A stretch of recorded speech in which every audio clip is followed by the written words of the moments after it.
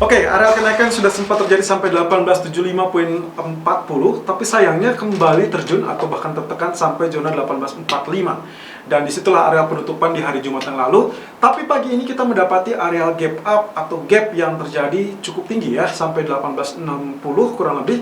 Dan bahkan di pagi hari sempat mengalami kenaikan terlebih dulu atau spike sampai zona 1869. Kurang lebih apa yang terjadi ini gambaran terkait dengan ketidakpastian yang masih menyelimuti market, terutama terkait dengan penanganan COVID, lalu kemudian kekhawatiran varian virus baru, dan juga upaya untuk menangani kasus-kasus COVID tersebut, yaitu dengan vaksinasi. Tentunya beberapa catatan juga yang menjadi tambahan kepanikan atau ketidakpastian tersebut adalah terkait dengan kondisi geopolitik. Kalau dikaitkan dengan kondisi konflik yang tidak berkesudahan, pemerintah China sendiri mengatakan pemerintahan Biden belum tentu melonggarkan atau bahkan berubah dari apa yang sempat dilakukan oleh Donald Trump. Nah, ini yang menandakan konflik-konflik politik masih bisa terjadi dalam beberapa waktu mendatang. Nah, kemudian saya mendapati adanya pernyataan dari CEO SD Bullion ya, melalui interview via telepon dengan Bloomberg TV mengatakan bahwasanya fisik dari perak itu mulai atau hampir habis. Dan kondisinya tentunya Anda paham, kalau misalkan ternyata supply-nya berkurang atau mungkin terbatas, maka ada kecenderungan harga akan relatif lebih mahal dari sebelumnya. Dan itu yang dikatakan harganya kurang lebih sekarang berada 30% premium di atas harga spot. Wow, apakah ini menandakan bahwasannya silver jauh lebih unggul daripada pergerakan emas selanjutnya? Kita tidak tahu. Tapi kalau misalkan Anda cari korelasinya, bisa saja ini akan mencerminkan pula bahwasannya emas pun akan berpotensi menyusul. Oke, kita lihat dari technical view kali ini, dolar masih belum bergeming, masih tetap berada di area resisten dan juga area support tengah, tapi juga kita akan lihat selanjutnya potensi head and shoulder-nya masih bisa terjadi apa tidak, ataukah mungkin nantinya akan terjadi kegagalan, dan itu yang akan mengisyaratkan terkait dengan perubahan pola pergerakan emas selanjutnya. Atau bisa saja nantinya justru emas dan dolar bergerak beriringan terkait posisinya keduanya dijadikan sebagai safe haven. Kita lihat technical view 1 Februari 2021 Irfan untuk Agrodana.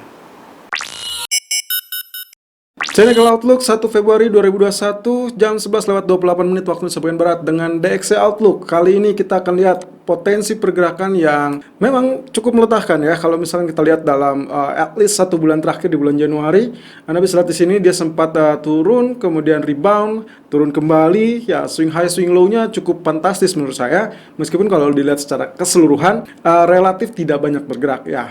Mungkin lebih tepatnya disebut dengan terperangkap dengan kondisi sideways. Oke, apapun itu, kondisi realnya adalah sangat menantikan terkait dengan kebijakan fiskal yang akan diusung oleh pemerintahan Biden, dan itu belum akan terjadi dalam waktu dekat. Oke, kembali dalam sisi teknikal sendiri, potensi Fibonacci retracement masih tetap akan menaungi pergerakan.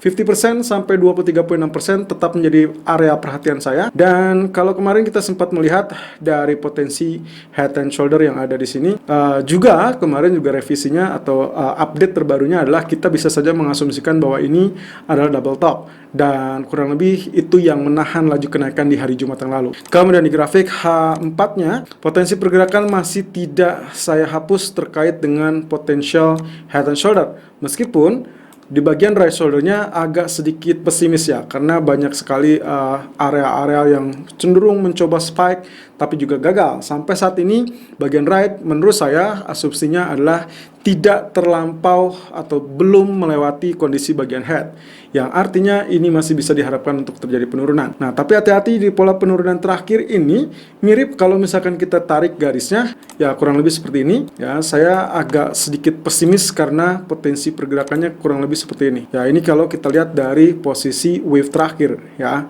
potensinya mirip dengan falling wedge. Ya, falling wedge seperti ini akan berakibat nantinya meskipun dia tertekan sampai zona support, lalu kemudian nanti dia rebound dan ditembus. Dan saat itulah potensi head and shoulder yang kita miliki di grafik 4 akan gagal dengan sendirinya, dan otomatis penguatan dolar akan terjadi. Andai saja ini benar, maka hati-hati, kemungkinan gold akan kembali tertekan. Tapi kalau misalkan ini betul-betul ditembus, berarti falling wedge tidak jadi terbentuk dan kita masih bisa mengharapkan bagian head and shoulder. Apalagi beberapa analis menilai bahwasanya potensi penurunan atau pelemahan US dollar baru saja dimulai. Jadi belum selesai dan kemungkinan itu masih bisa terjadi. Di grafik H1 potensi pergerakannya ya persis dengan apa yang kita gambarkan kemarin. Kita dibantu dengan trend channel, kemudian juga kita sempat mengatakan bahwasanya hati-hati di zona tengah ini selama dia tidak berada di atas area ini, maka potensi penurunannya akan terjadi dan persis itu yang terjadi sampai saat ini. Oke, dengan outlook secara garis besar, ini kemungkinan potensinya kalau dilihat Anda bisa memiliki dua versi sebetulnya. Anda bisa tarik seperti ini. Ini yang tadi kita lakukan di grafik 4. Kalau yang ini yang Anda lakukan, maka Anda akan mencurigai sebagai falling wedge. Tapi kalau misalkan Anda melakukannya seperti ini, oke, kita tarik bagian bawahnya. Nah, ini akan cenderung memberikan efek descending triangle.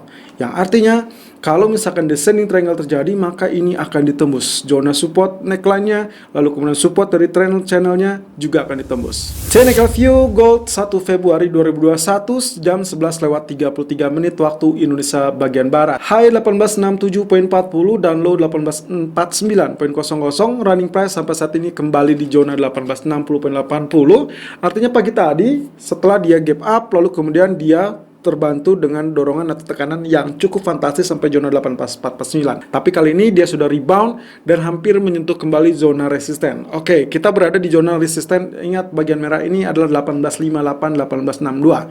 But anyway, congratulations untuk Anda di hari Jumat yang lalu berhasil memanfaatkan pantulan ya, kurang lebih meskipun ada tekanan beberapa kali, kurang lebih saya tercatat 2 kali tekanan, tapi juga berhasil rebound bahkan rally sampai zona 1874 ya. Dan skenario yang kemarin kita sampaikan terkait dengan pola yang pernah terjadi di bulan Maret, kemudian di bulan Desember dan di pertengahan Januari itu juga kembali terjadi ya setelah dia menembus zona MA 200. Anda bisa lihat di sini 1 2 3 ya, 3 candle terakhir sebelumnya, berarti ini tanggal 27. Lalu kemudian sempat terbenam atau berkutik di bawah zona MA 200, tapi beberapa kali trial ya. Dan bahkan hari Jumat yang lalu kita sempat mengulas, kita berekspektasi bahwasanya penutupan candle harus terjadi doji kembali supaya apa? Supaya di hari Senin atau di minggu berikutnya akan membuka peluang untuk kenaikan. Dan itu persis yang terjadi di hari Jumat.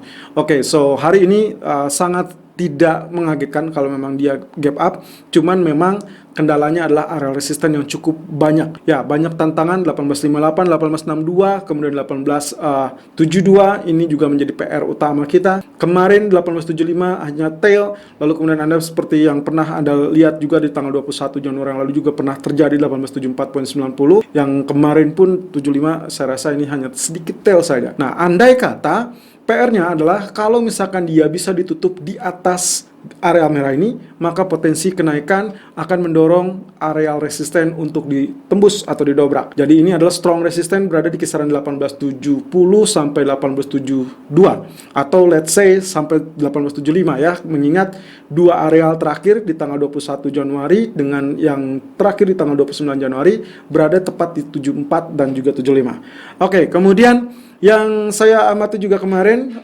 small wedge-nya atau small wave dari kondisi terakhir ya. Ini kita asumsikan sebagai double bottom. Jadi kemungkinan neckline-nya 74 yang harus ditembus ternyata gagal ditembus. Kali ini kita akan lihat apakah dia berhasil mendobrak apa tidak.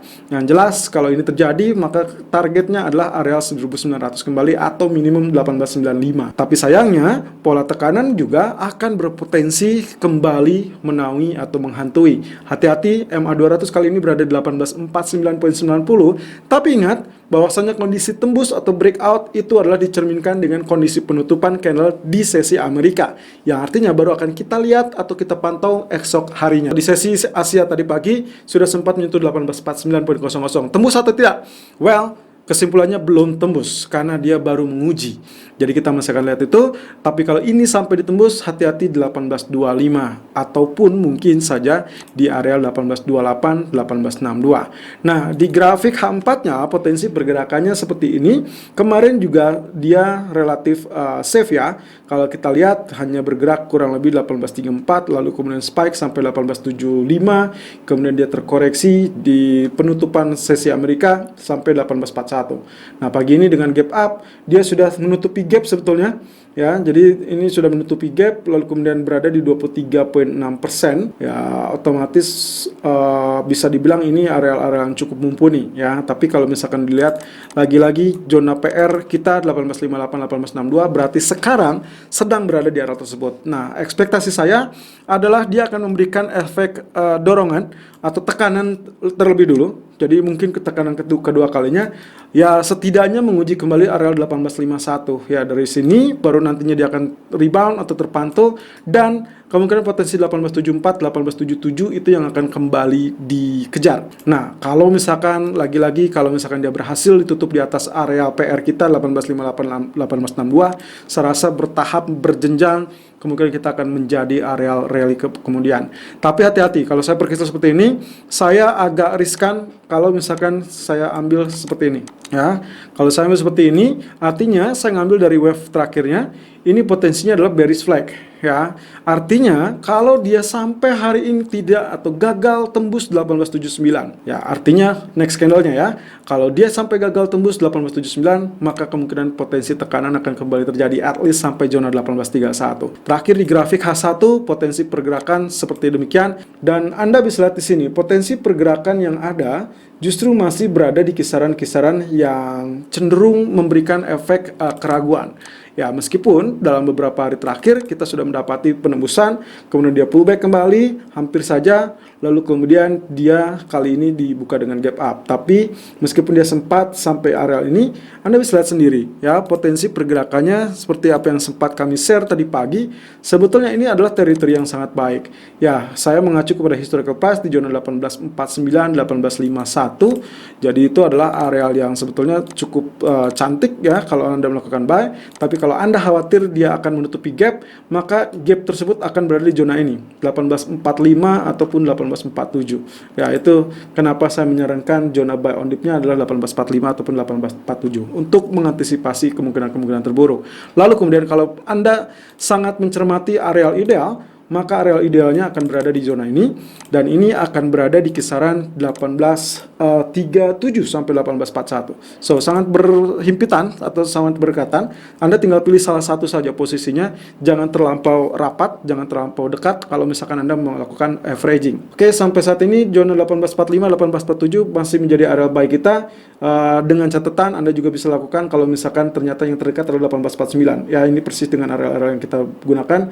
Lalu kemudian target pertama 1852, target kedua 1858, dan kalau misalkan dia bisa sustain di atas zona 1860 ini, maka kita akan melihat zona 1874 ataupun 1877 kembali. Nah, untuk stop lossnya silakan gunakan 1839.00 dengan catatan kalau Anda mendapati area buy on dip di kisaran 1837 1841, tentunya SL dan TP silakan Anda sesuaikan. Selalu gunakan stop loss dan risk management sesuai dengan equity dan strategi trading Anda. Irfan untuk Agrodana.